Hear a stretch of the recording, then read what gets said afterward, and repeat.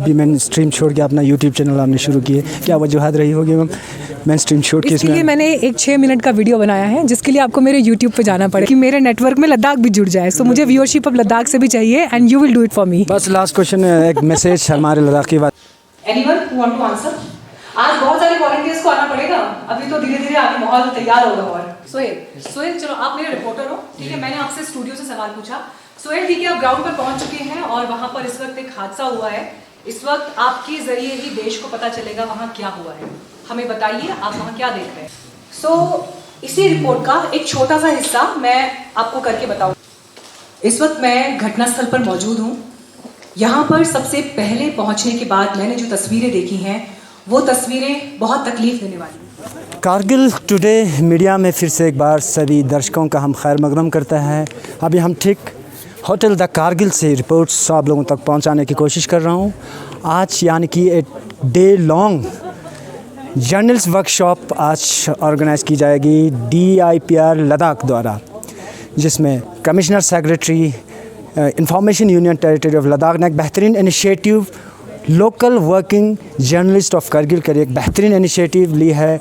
Day long workshop होगा जिसमें बहुत सारे की स्पीकर्स इसमें इंटरेक्ट करेंगे कारगिल के लोकल जर्नलिस्ट के साथ, जिसमें अगर हम आपको बताते चलें मिस सुनेत्रो घोषाल जी होंगे, मिस रमेश चंद्रा जी होंगे, ज़हीर बाग होंगे और मिस मीनाक्षी कनवाल जी होंगे जो इंडिपेंडेंट जर्नलिस्ट है और सीनियर इंडिपेंडेंट जर्नलिस्ट होंगे। और इसके अलावा भी आज के चीफ गेस्ट यानी कि चेयरमैन और chief executive councillor Ladakh autonomous development council Kargil Feroz Ahmad Khan होंगे और उनके हमरा JD information assistant director information और काफ़ी तादाद में स्पीकर्स और कारगिल के वर्किंग लोकल जर्नलिस्ट जो है आज के इस वर्कशॉप में पार्टिसिपेट करेंगे। आप बने रहे हमारे साथ, हम कोशिश करेंगे आज के इस वर्कशॉप को लेकर बराबर विजुअल्स जो है आप लोगों तक पहुंचाने के लिए।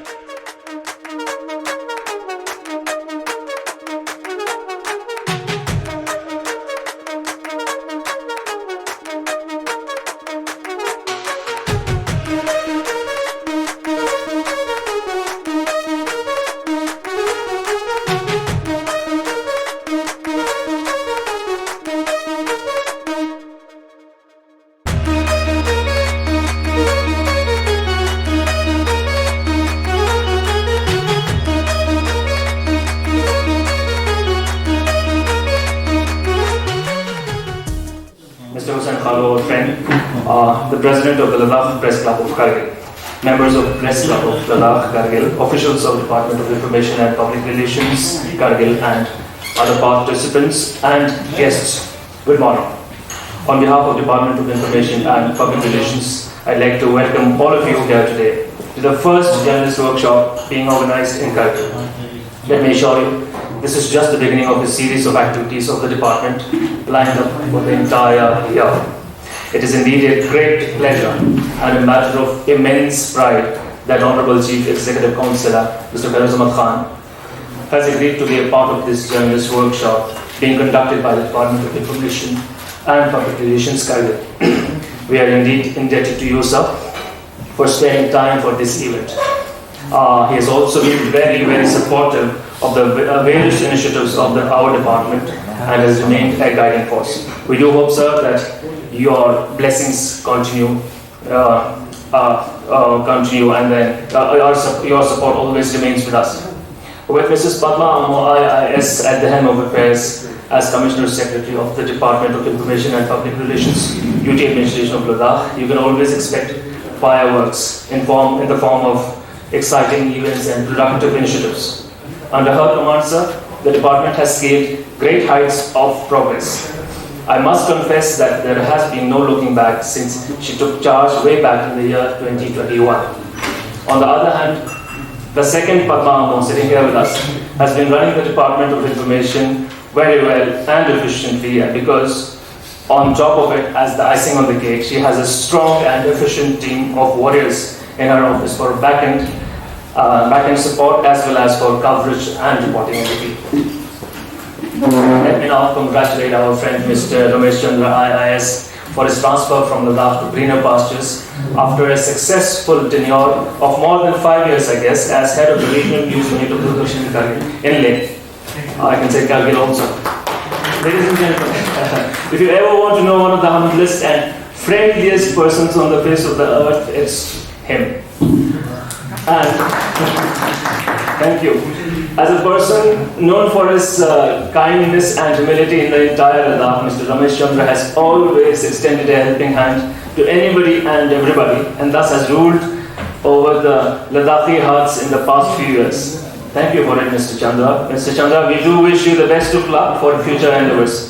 Seeing the kind of service and love that you give to Ladakh, I must say that you really deserve a Ladakh resident certificate.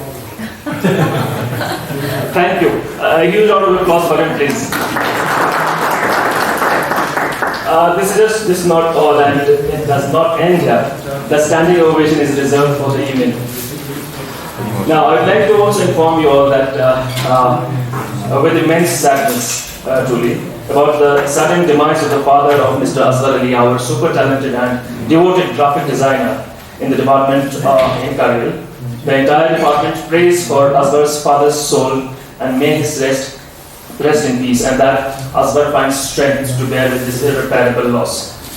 The bi-monthly Kargilnama magazine is being helmed by Ms. Padma Amo very efficiently with the help of our editor, Mr. Mansoor Veer, who has left no stone unturned to make the publication a favorite among readers and a great source of knowledge about government initiatives, as well as a repository of historical and cultural information of Kargil. Capacity building हमारे जो media persons हैं करगिल के, उनके लिए organise किया जा रहा है हमारे इंडिया करगिल की तरफ से, जो कि मैं समझता हूँ कि बहुत पहले होना चाहिए, क्योंकि चाहे हम किसी भी फील्ड में हो, चाहे आपका मीडिया में हो या किसी में, हमें ज़रूरत पड़ता है कि टाइम टू टाइम अपने नॉलेज, अपने स्किल, अपने कैपेसिटी को अपने फील्ड में बढ़ाने के लिए।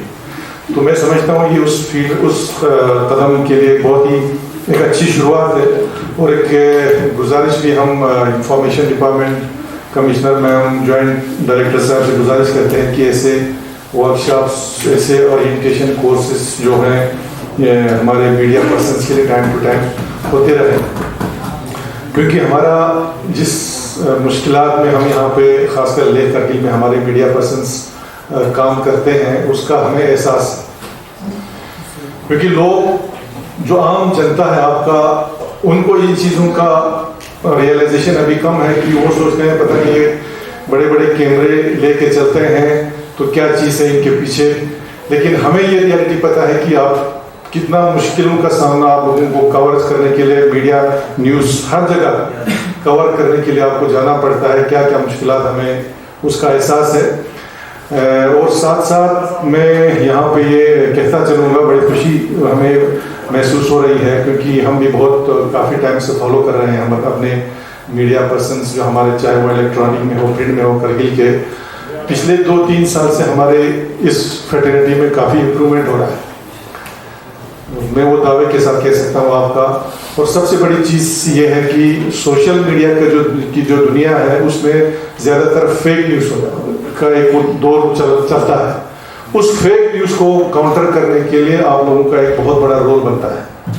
सही माने में आपको अगर कोई फेक है उसको आपको काउंटर करना है और सही को आपने सामने लाना है। और एक तो आपका रोल ये बनता है कि जो हमारे गवर्नमेंट के पॉलिसीज़ हैं या प्रोग्राम्स है उनको आवाम तक पहुंचाना, और आवाम के जो पब्लिक के जो मुश्किलात हैं, उनके जो ग्रीवेंसेस हैं वो गवर्नमेंट तक पहुंचाना। आप लोग एक ब्रिज का काम करते हैं, लेकिन अनफॉर्चुनेटली कुछ लोग, कुछ सेक्शन क्या करते हैं कि बहुत शॉर्टकट न्यूज़ को बहुत बड़ा कर देते हैं। फॉर एग्जाम्पल एक कहेगा जी हमारे यहाँ पे गाँव में जब आप जाते हैं, कोई भी बंदा हो या चाहे वो विलेज रिप्रेजेंटेटिव हो या कोई विलेजर हो, वो ये बोल देता है कि हमारे गांव में जल जीवन मिशन फेल, तो उसी फेल को ही चला देते हैं। अब रीजन क्या है उस फेल के पीछे, वो तो हम जानना चाहते हैं। हो सकता है गांव वालों की ही गलती हो उसको फेल करने में। बहुत से ऐसे इंस्टेंस हमने देखे हैं जहां पे गांव वाले, जैसे जल जीवन मिशन हमारा एक बहुत बड़ा प्रोग्राम है जिसमें हमारा कम्युनिटी पार्टिसिपेशन है। सबसे ज्यादा रोल तो कम्युनिटी का है। अगर फेलियर है तो उसमें जितना गवर्नमेंट रिस्पॉन्सिबल है उतना आपका कम्युनिटी भी रिस्पॉन्सिबल है। और लास्ट में जाके इसका जो ऑनरशिप है वो हमारे PRIs को लेना। कुछ जगहों में हम देखते हैं कि PRIs ही खुद उल्टा बोल देते हैं, तो उसमें आपने देखना है कि डेप्थ में जाके भाई ये अगर फेल है तो क्यों है, किसकी गलती से। कहीं इनमें गाँव वालों का अपना गति तो नहीं है। तो इसलिए हर कोई न्यूज़ जब आप चलाते हो उसको थोड़ा सा डेप्थ में जाके अगर आप लोग प्रेजेंट करें तो उससे क्या होता है कि जो गवर्नमेंट के डिपार्टमेंट्स हैं या जो हम लोग हैं, हमें भी फिर उसको पूरा देखने का ये हो जाता है कि भाई वाकई इसमें किस चीज़ का फेलियर है। तो ये एक चीज़ आप लोगों को करने की ज़रूरत है, हमारे मीडिया पर्सनस को। बाकी दूसरी चीज़ है, अभी जैसे इम्तियाज साहब ने कहा कि बहुत ही अच्छी बात है, अगर जितना जल्दी हो सके हमारे जो मीडिया फ्रेटर्निटी है उनके लिए जो वेलफेयर स्कीम्स हैं वो बहुत ही ज़रूरी है। और मैं मुबारकबाद देना चाहूँगा इंफॉर्मेशन को कि इन्होंने वो प्रोसेस शुरू किया है। तो जल्दी से जल्दी अगर ये आपका अप्रूव होके आता है तो ये जो है हमारे इस फील्ड में जो लोग काम करते हैं, एक तो हमारे अच्छे अच्छे लोग जो इसमें आना चाहते हैं आपका, अगर ऐसे स्कीम्स अगर आप इंट्रोड्यूस करते हैं तो ज़्यादा से ज़्यादा लोग जो है इसकी तरफ आएंगे। हमारे यंग जनरेशन जो एजुकेटेड लोग हैं, जो अभी हमारे अब जो जनरेशन जो आ रहे हैं वो लोग भी इसकी तरफ आना चाहेंगे अगर इसमें अच्छे स्कीम्स होंगे, वेलफेयर स्कीम्स हो।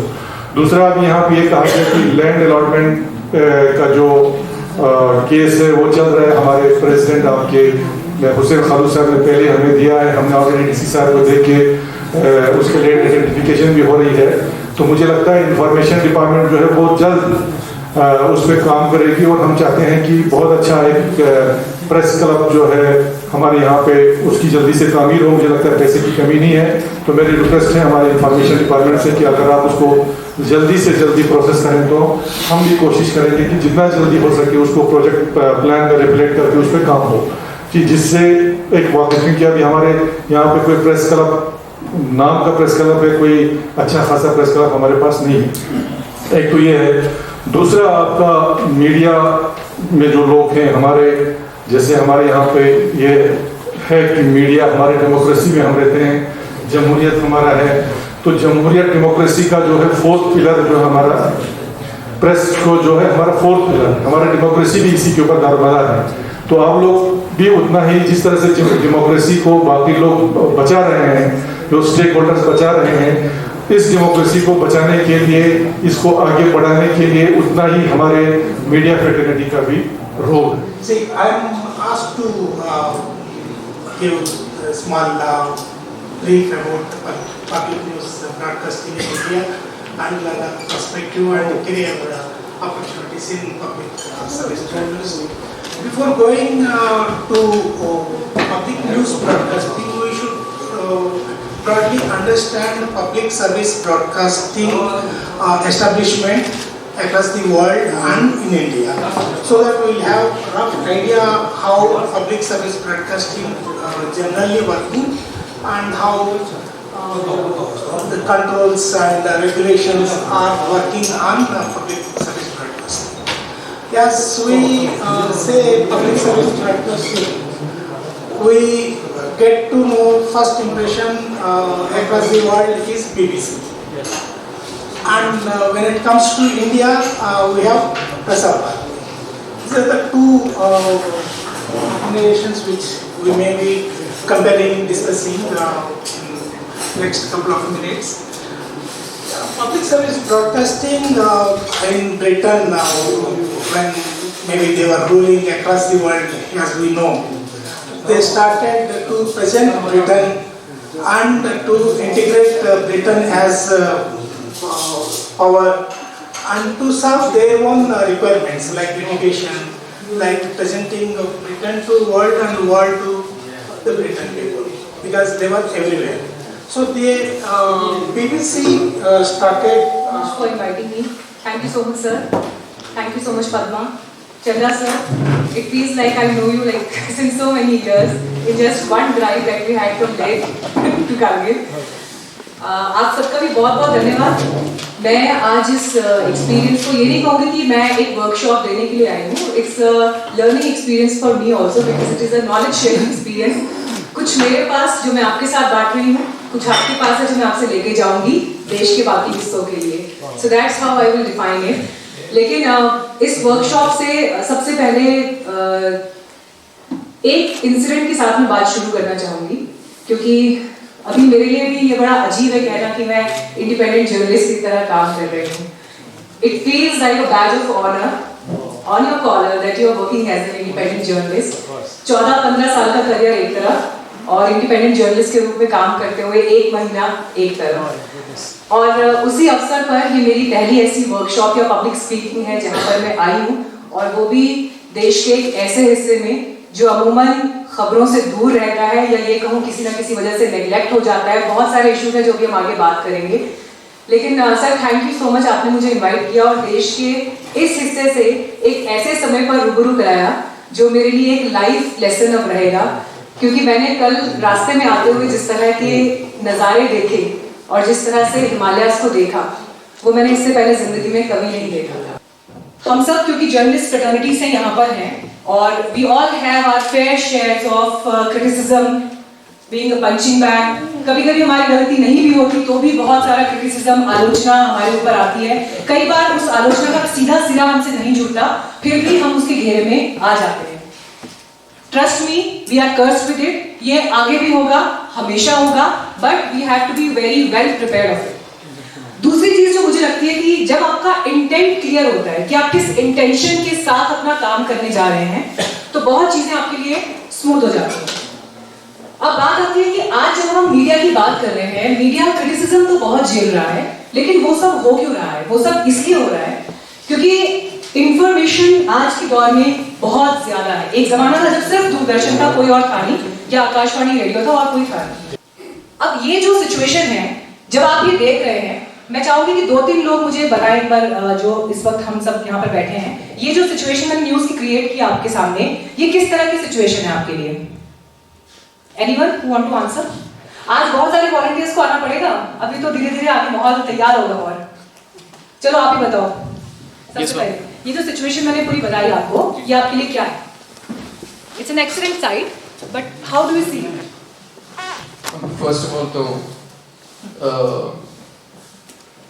एक बिल्डिंग गिरी है, उसमें कुछ लोग फंसे हो सकते हैं, और आप एज ए रिपोर्टर वहाँ खड़े हो, and all of a sudden आप देख रहे हो कि वहाँ पर जो ऑफिशियल है उनका आना शुरू हो रहा है, और अभी वहाँ पे रेस्क्यू चल रहा है। What kind of situation this is?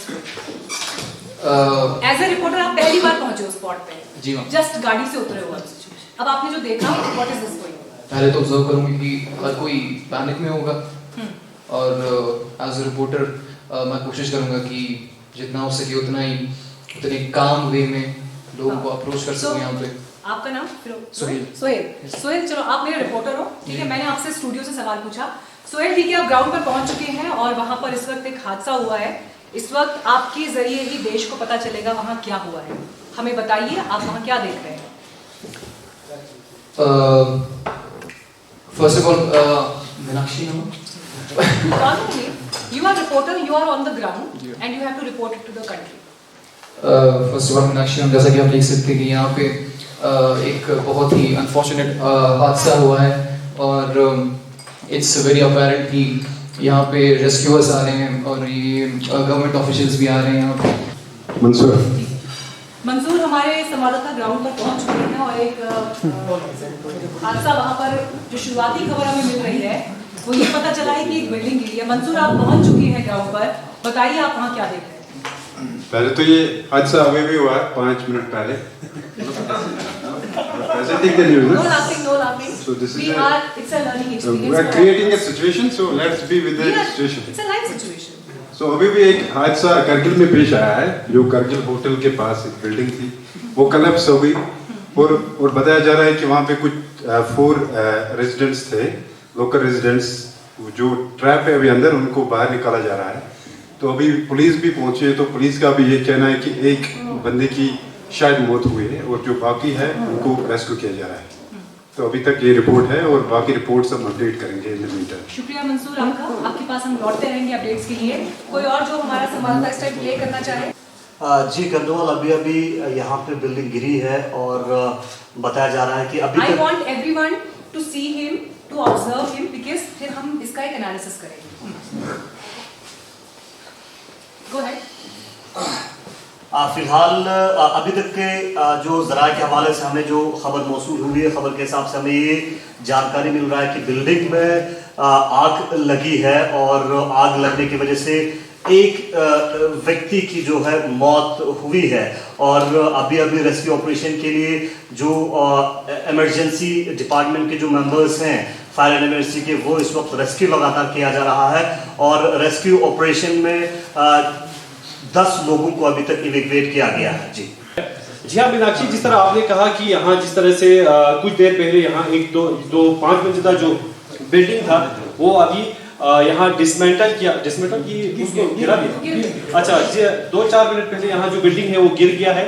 इसमें हमें ये देखने को मिलता है कि कुछ महीने पहले जब हमने ये रिपोर्ट चलाया था उसमें ये देखने को मिला था कि ये जो बिल्डर है, ये बिल्डर ऑलरेडी एक करप्टेड बिल्डर था और इसका ये भी कहना था कि जितने भी यहाँ मटेरियल्स दिए, सब्सटेंटिव मटेरियल्स दिया गया और ये ऑलरेडी जो बिल्डिंग से ऑलरेडी विवाद में रहा है और ऑलरेडी हेडलाइंस पे रहा है। सबसे पहले सोहेल ने शुरू किया तो मैं अपना फीडबैक बता रही हूँ, the good things that they have done. Sohail की आवाज बहुत पोलाइट आवाज थी, so kudos for his language. I want एक ऐसे वक्त में इसी रिपोर्ट का एक छोटा सा हिस्सा मैं आपको करके बताऊंगी कि अगर मैं ग्राउंड पर होती तो मैं किस तरह से इसको रिपोर्ट करती। ठीक है, सो जो भी टीवी से मेरे पास सवाल आया है, जो भी है, इस वक्त मैं घटनास्थल पर मौजूद हूँ। यहाँ पर सबसे पहले पहुँचने के बाद मैंने जो तस्वीरें देखी हैं वो तस्वीरें बहुत तकलीफ देने वाली हैं। ये तस्वीरें आपको विचलित कर सकती हैं। हो सकता है आप में से जो लोग इस वक्त टेलीविज़न देख रहे हैं या रिपोर्ट देख रहे हैं उनके परिजन यहाँ हों, लेकिन मेरी ये कोशिश है सबसे पहले कि आप डरे नहीं, आप पैनिक नहीं करें, क्योंकि इस समय यहाँ पर प्रशासन की गाड़ियाँ पहुँच रही हैं। जो लोग फंसे हैं उन्हें बाहर निकालना इस वक्त प्राथमिकता है, प्रायोरिटी इस वक्त प्राथमिकता है, जिसको निकाले जाने का ये पूरा प्रोसेस इस वक्त आप देख रहे हैं। और इससे अलग अगर आप इस बिल्डिंग की तरफ नजर डालेंगे तो ये 5 फ्लोर की बिल्डिंग है। इन 5 फ्लोर की बिल्डिंग में धंसने की शुरुआत कैसे हुई, ये अभी सिर्फ लोगों के कहे अनुसार जानकारी हमारे पास मौजूद है।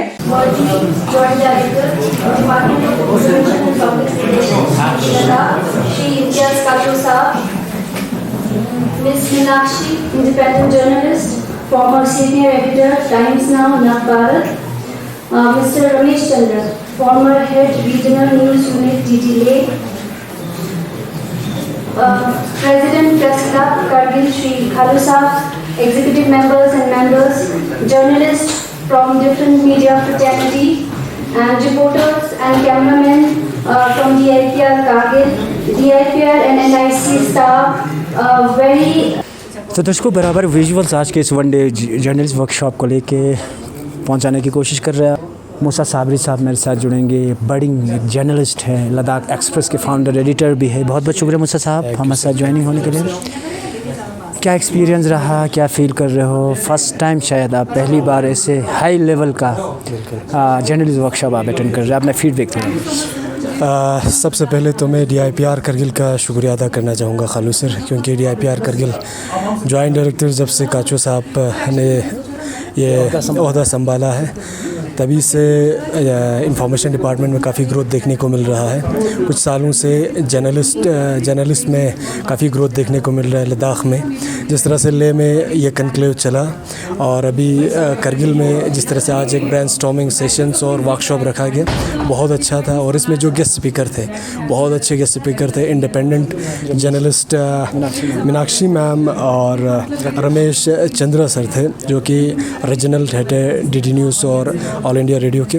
काफ़ी कुछ सीखने को मिला, लॉस कॉस कॉन्स और न्यू मीडिया के बारे में ज़्यादा जानने को मिला, क्योंकि मैंने डिजिटल मीडिया के बारे में, क्योंकि मीनाक्षी मैम के अगर बारे में बताए तो पहले इंडिया TV में काम कर चुके हैं और न्यूज़ नाउ में काम कर चुके हैं। तो अभी हम देखें तो अभी इंडिपेंडेंट जर्नलिस्ट ऐसे काम कर रहे हैं। तो अभी जिस तरह से सिनेरियो बदल रहे हैं, अब सारा कुछ डिजिटलाइज हो रहे हैं, तो उस हिसाब से ट्रेंड भी बदलते जा रहे हैं। तो उस हिसाब से क्या नॉर्म्स है, किस तरह से रेगुलेशंस होना चाहिए, किस तरह के स्टोरीज़ होना चाहिए, स्टोरी का नरेशन क्या होना चाहिए, कंटेंट क्या होना चाहिए, न्यूज़ के ऑथेंटिसिटी क्या होना चाहिए, उन सब के बारे में जानने को मिला। बहुत अच्छा ये वर्कशॉप रहा और इसमें ये चीज़ मैं ज़रूर एडमिनिस्ट्रेशन से रिक्वेस्ट करना चाहूँगा कि इस तरह के वर्कशॉप्स एक्सटेंड किया जाए। आने वाले दिनों में कम से कम एक हफ्ते का इस तरह के वर्कशॉप किया जाए। और साथ ही साथ ये भी कहना चाहूँगा कि जर्नलिस्ट को एक्सपोजर टूर किया जाए आउटसाइड यहाँ जम्मू कश्मीर से बाहर। हमें कभी घूमने का मौका नहीं मिलता है, बाकी जर्नलिस्ट से इंटरेक्शन करने का मौका नहीं मिलता है। तो इस तरह का कुछ मौका मिलता है तो हम जितने भी जर्नलिस्ट हैं बहुत आगे जा सकते हैं इस फील्ड में। और मेरा भी यही कोशिश है कि जितने भी जर्नलिस्ट हैं जो अभी पढ़ रहे हैं उन सब से यही है कि बहुत अच्छी तरह से पढ़े और लद्दाख में आके बहुत अच्छे स्टोरीज़ कवर करें और कौम का नाम रोशन करें। मुझे साहब एक क्वेश्चन बार उसके बाद मैं कंक्लूड करता हूँ। आप मेन स्ट्रीम से निकल के आप न्यू मीडिया की तरफ आप सब आ रहे हैं, डिजिटल मीडिया की तरफ सब राग़िब कर रहे हैं। मीनाक्षी मैडम की ही आप एग्जांपल ले लो, अच्छा खासा ABP के लिए काम करता है, आज तक के लिए, इंडिया TV के लिए, वो भी आप मेन स्ट्रीम छोड़ के अब अपना YouTube चैनल स्टार्ट किया। आपका भी YouTube चैनल चल रहा है, तो किस तरह देखते हो मेन स्ट्रीम मीडिया और डिजिटल मीडिया को? इसमें ये है सर, अगर मैं अपना पॉइंट ऑफ व्यू आपको बताऊं तो जिस तरह से रवीश कुमार सर जो कि legend of journalism mass communication है, उन्होंने NDTV से शिफ्ट करके अभी न्यू मीडिया में कन्वर्ट हो चुके हैं। मैक्सेसे रमन मैक्सेसे अवार्ड ही है, बहुत ही प्रेस्टिजियस अवार्ड है जर्नलिज्म फील्ड में, क्योंकि आम जर्नलिस्ट को नहीं मिलता है। तो जब बड़े बड़े जर्नलिस्ट जो 20 साल 30 साल काम कर चुके हैं, जब वो शिफ्ट हो रहे हैं तो इसमें एक पैराडाइम ये देखने को मिल रहा है। अभी जिस तरह के कंटेंट नेशनल लेवल पे जो डिजिटल प्लेटफॉर्म पे हमें देखने को मिलता है वो काफ़ी व्यूअर्स के ऊपर डिपेंड होते हैं। वही हम अगर टेलीविज़न की बात करें या सैटेलाइट चैनल की बात करें तो उनके जो अंदाज़ बयां है वो जो है यूथ को इतना राग़िब नहीं कर पा रहे हैं, जिस वजह से अब लोग डिजिटल ज़्यादा प्रेफरेंस कर रहे हैं। अपने पास वो पावर है कि एक यूट्यूब चैनल खोले और अपना एक आइडेंटिटी बनाए, एक्यूरेट इन्फॉर्मेशन पब्लिक तक पहुंचाए, तो पब्लिक ख़ुद गैदर होते हैं। जिस तरह देशभक्त है, रुद्र राठी है, उसी तरह से बहुत सारे यूट्यूबर्स हैं जो आज के टाइम पे नेशनल इंटरेस्ट पे, इंटरनेशनल इंटरेस्ट पे इश्यूज़ को रेज़ करते हैं, पब्लिक तक इन्फॉर्मेशन पहुँचाते हैं। जी बहुत बहुत शुक्रिया मूसा साबरी साहब, बहुत बहुत शुक्रिया। दर्शकों, हमारे साथ मूसा साबरी जुड़े थे। मैंने आपको पहले भी वजाहत की कि फाउंडर एडिटर है लद्दाख एक्सप्रेस के और अपकमिंग यानी कि यंग बर्डिंग एक जर्नलिस्ट है। कोशिश कर रहे हैं अपने तरफ से कारगिल डिस्ट्रिक्ट के मुख्तलिफ इलाकों में जाके इशूज़ को उठा के वो आला अहदेदार तक पहुंचाने की कोशिश कर रहा है। तो आप बने रहे कारगिल टुडे के साथ। कोशिश करेंगे आज के इस वर्कशॉप को लेकर बराबर विजुअल्स आप तक पहुँचे। साथ की स्पीकर रमेश चंद्र जी मेरे साथ जुड़ेंगे, Central Bureau of Communication Andhra Pradesh से और फॉर्मर हेड है रीजनल न्यूज़ यूनिट DD लेके। बहुत बहुत शुक्रिया सर हमारे साथ ज्वाइन होने के लिए। और आपको भी पूरे प्रेस क्लब ऑफ लद्दाख की जानिब से शुक्रिया अदा करना चाहता हूं सर। खित्ते लद्दाख को, कारगिल और लेह डिस्ट्रिक्ट को बहुत बड़ा कंट्रीब्यूशन आपका रहा है सर, पूरे आवाम की जानिब से, मीडिया फ्रेंड की जानिब से बहुत बहुत शुक्रिया।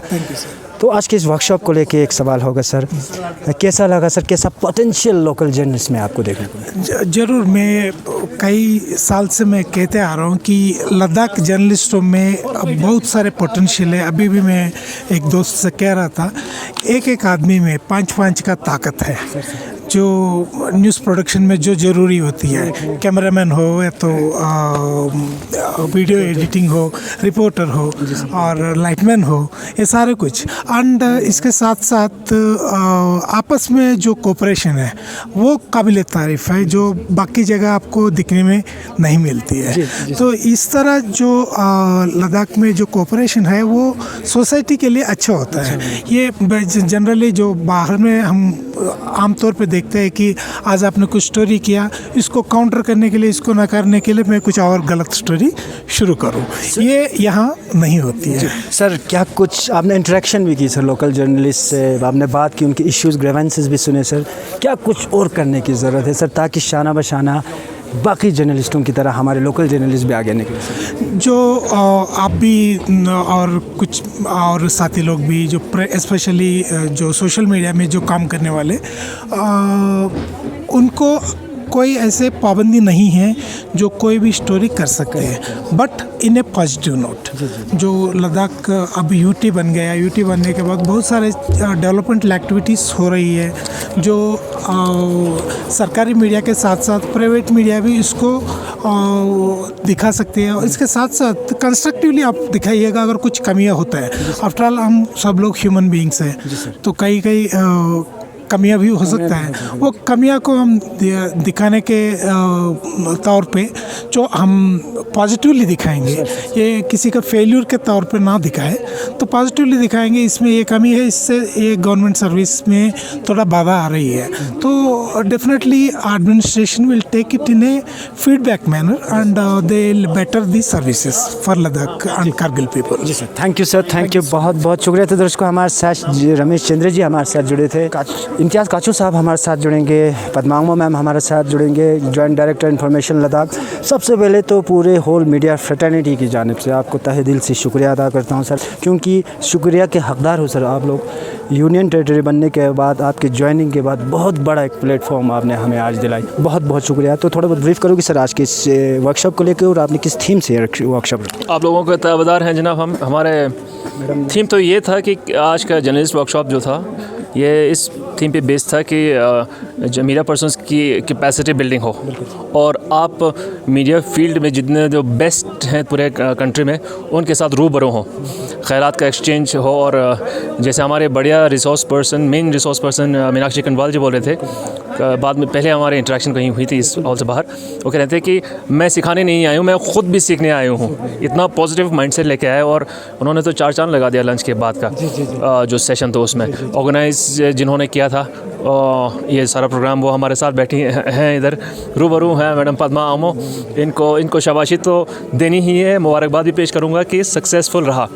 और ये भी है कि आगे भी ऐसे प्रोग्राम्स होते रहेंगे। आपका ताउन तो हमें चाहिए ही है। हमारे अपने डिपार्टमेंट के रिपोर्टर्स, फोटोग्राफर्स, मीडिया कोऑर्डिनेटर्स वगैरह हैं, वो भी हमेशा इन चीज़ों में एक्टिवली पार्टिसिपेट करते हैं। उनकी ड्यूटी भी होती है, फिर भी टाइम निकाल के आते हैं ऐसे इंटरेक्शंस अटेंड करने में। और बहुत अच्छा लगता है, हम खुद भी सीख रहे हैं, और आगे कोशिश ये करेंगे कि आप लोगों के एक्सपोजर ट्रिप्स भी शायद कहीं सक्सेसफुल हो, प्रपोजल्स हमारी तरफ से जाएँ, लेकिन देखते हैं कैसा रहता है।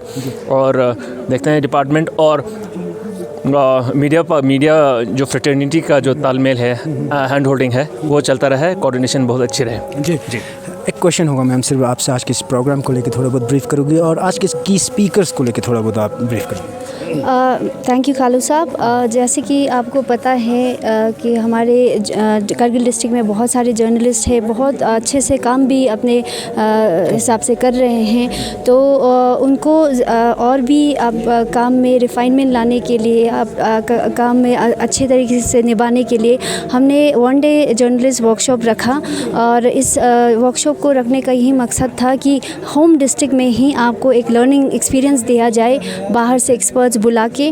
तो इसमें सबसे आपको पता है कि आज के डिजिटाइजेशन एरा में जो जो मीडिया, जो डिजिटल मीडिया के नाम से जाना जाता है, तो उसको हम कहीं इग्नोर नहीं कर पाएंगे। तो इसलिए हमें जैसे कि हमारे जेडी साहब ने बताया कि लकीली हमें Meenakshi as a resource person यहाँ पे वो आए, और उन्होंने वॉलंटरीली वहाँ से बोला कि ये जो सेशन आप रख रहे हो, टैपिंग ऑफ ये डिजिटल मीडिया, तो उसमें प्रैक्टिकल सेशन भी रखा जाए, ताकि जर्नलिस्ट को एक फ़र्स्ट हैंड एक्सपीरियंस मिले कि एक न्यूज़ रूम जो है वो कैसे क्रिएट कर सकते हैं मोजो पे, और उसको फिर रिस्पॉन्सिबली और सेंसिबली कैसे लोगों तक पहुँचा जा सके, और उसका फील जो है आपको मिले, और आप सभी बेहतरीन काम कर रहे हो, और उस काम में चार चांद लगाने के लिए जो भी आज सीखा वो आप, मुझे उम्मीद है कि इम्प्लीमेंट करके अपने काम में रिफाइनमेंट लाएंगे। थैंक यू, बहुत बहुत शुक्रिया, बहुत बहुत शुक्रिया। तो दर्शकों, हमारे साथ जेडी साहब, काचू, इम्तियाज़ काचू साहब और मैम पद्मांगो हमारे साथ जुड़े थे। ओवरऑल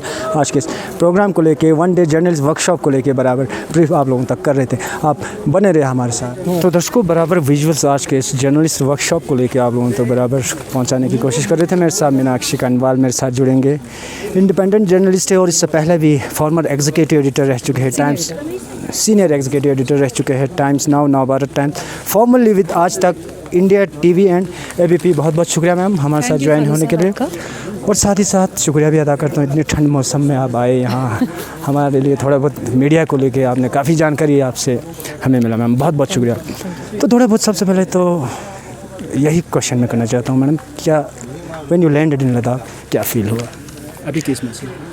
देखिए मुझे क्योंकि कारगिल पहले पहुंचना था, लेकिन ऑब्वियसली लद्दाख अभी एक अलग सिनारियो से गुजर रहा है और 6th शेड्यूल को लेकर जिस तरह से यहाँ पर अभी लोग आवाज़ बुलंद कर रहे हैं, तो यकीनन पहला थॉट तो यही था कि लद्दाख में लोगों की एक डिमांड है और जिसको लेकर वो काफ़ी मुखर भी हैं, तो अब उसका भविष्य क्या होगा, यहाँ के लोग किस तरह से इस मांग को लेकर आगे बढ़ेंगे, तो वो सारे ख्याल जहन में थे।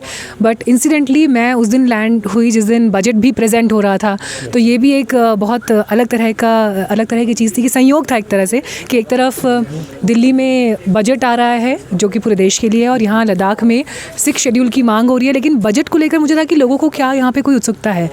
बट सरप्राइजिंगली मैंने जितने लोगों से बात की उनमें से किसी ने भी बजट सुना ही नहीं था।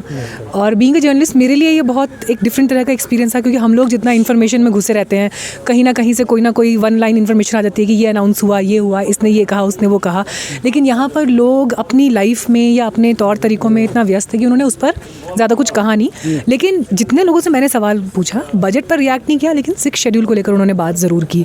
जी, तो मैम लोकल जर्नलिस्ट से भी आपका इंटरेक्शन हुआ, आपने रिपोर्टिंग्स भी उन्हें किस तरह करनी वो भी सिखाए, इससे पहले भी आप स्टूडियो से भी आप रिपोर्ट करते थे, ग्राउंड ज़ीरो से भी आप हिंदुस्तान के मुख्तलिफ इलाकों से करते थे, क्या पोटेंशियल देखा हमारे लोकल जर्नलिस्ट में मैम? ओह ग्रेट पोटेंशियल, क्योंकि देखिए मैं ये मानती हूँ कि जो यहाँ के जितने भी हमारे स्थानीय पत्रकार हैं वो ब्रिज हैं लद्दाख और पूरे देश के बीच में, क्योंकि वो जो रिपोर्ट करेंगे पूरा देश उसे देखेगा। क्योंकि देखिए मेरे को भी अगर यहाँ आना है और मुझे यहाँ पे कोई लोकल हेल्प चाहिए कि मुझे किसी से बात करनी है, मुझे किसी बस्ती में जाना है, किसी एरिया में जाना है, तो मैं सबसे पहले किसको संपर्क करूँगी? जो यहाँ पर पत्रकार हैं जो पहली पंक्ति पर खड़े हैं उन्हीं से बात होगी। सो एक्चुअली उनके अंदर ग्रेट पोटेंशियल है। अच्छी बात यह है कि वो लोग बहुत अवेयर हैं अपनी चीज़ों को लेकर, राइट्स को लेकर, और लद्दाख तो मेरे ख्याल से मोजो जर्नलिज़म का मुझे लगता है कि जो शुरुआती दौर है, जिन जगहों पर मोजो शुरू हुआ, Ladakh is one of them. क्योंकि डिस्टेंस ज़्यादा होने की वजह से, रिसोर्स कम होने की वजह से आप लोगों ने मोजो को जिस तरह से अपना स्ट्रॉन्ग टूल बनाया, हथियार बनाया, जो अभी भी मैं देख रही हूँ कि मेरे सामने जितने कैमरे हैं वो मोबाइल हैं। सो इट सेज इटसेल्फ कि लद्दाख ने मोजो जर्नलिज्म को जिस तरह से आगे बढ़ाया है। कहते हैं ना कि आप कई बार अपनी जो वीक पॉइंट होता है उस वीक पॉइंट में भी कोई पावरफुल एलिमेंट निकाल लेते हैं, तो लद्दाख के जर्नलिस्ट उसकी मिसाल है, and I give credit to all of you for that. बस लास्ट क्वेश्चन होगा मैम चलते चलते, अब मेन स्ट्रीम मीडिया से हट के, जैसे आपने भी फरमाया कि हम डिजिटल मीडिया, न्यू मीडिया की तरफ आ रहे हैं, आप भी मेन स्ट्रीम छोड़ के अपना यूट्यूब चैनल आपने शुरू किए, क्या वजूहत रही होगी मैम मेन स्ट्रीम छोड़ के? इसके लिए मैंने एक 6 मिनट का वीडियो बनाया है, जिसके लिए आपको मेरे यूट्यूब पे जाना पड़ेगा, उसे सब्सक्राइब करना पड़ेगा और उसे खूब देखना पड़ेगा ताकि मेरे व्यूज़ भी आएँ और ताकि मेरी आवाज़ ज़्यादा लोगों तक पहुँचे। और अब मैं चाहती हूँ कि मेरे नेटवर्क में लद्दाख भी जुड़ जाए, सो मुझे व्यूअरशिप अब लद्दाख से भी चाहिए, and you will do it for me. बस लास्ट क्वेश्चन, एक मैसेज हमारे लद्दाखी वासियों के लिए और साथ ही हमारे लोकल वर्किंग जर्नलिस्ट के लिए, आखिरी मैसेज, एक पैगाम आपके। आखिरी पैगाम मैं बिल्कुल नहीं कहूँगी क्योंकि मुझे आगे लद्दाख और आना है, तो इसलिए आखिरी नहीं, ये मैं ऐसा कहूँगी कि मुझे लद्दाख से और ज़्यादा प्यार हो गया है। और इस बार टेम्परेचर बोन चिलिंग था, लेकिन अच्छा हुआ कि मैं यहाँ पर आई, क्योंकि यहाँ आने की वजह से शायद मैं लद्दाख को अब थोड़ा पहले से और बेहतर समझ सकती हूँ कि यहाँ पर सर्द मौसम में जीने का मतलब क्या होता है। मैंने माइनस टेम्परेचर, -10, -14, -15 सुना था, जिया पहली बार। जी, तो मैं यहाँ से कुछ लेके थैंक यू, बहुत बहुत शुक्रिया मीनाक्षी। तो दर्शकों, हमने कोशिश की थी कि day long journalist one day journalist workshop को लेकर जो ऑर्गेनाइज़ कर रहे थे DIPR लद्दाख द्वारा, बराबर विजुअल्स आप लोगों तक पहुंचाने की कोशिश की। अंदर जो सेशन हुए, 2 पार्ट में सेशन हुए, एक मॉर्निंग सेशन हुए और उसके बाद आफ्टरनून सेशन हुए। इसमें वर्किंग जर्नलिस्ट को भी, मीडिया फ्रेटर्निटी के लोगों को भी आपने राय मशवरे रखने का मौका मिला। तो हमने तरफ से कोशिश की थी आज के इस day long one day journalist workshop को लेकर। खिते लद्दाख के साथ साथ देश और दुनिया की बाकी खबरों के लिए आप बने रहे हमारे साथ। कैमरा लाइन पर जुड़े हैं हामिद और मैं हुसैन खालिद। इजाज़त दीजिए, खुदा हाफिज़, जुले। For more updates, subscribe to our channel Kargil Today. Click the show links and enjoy watching the videos. Like us on Facebook and follow us on Instagram. Keep watching Kargil Today. Keep enjoying Kargil Today, the only voice of Kargil Ladakh.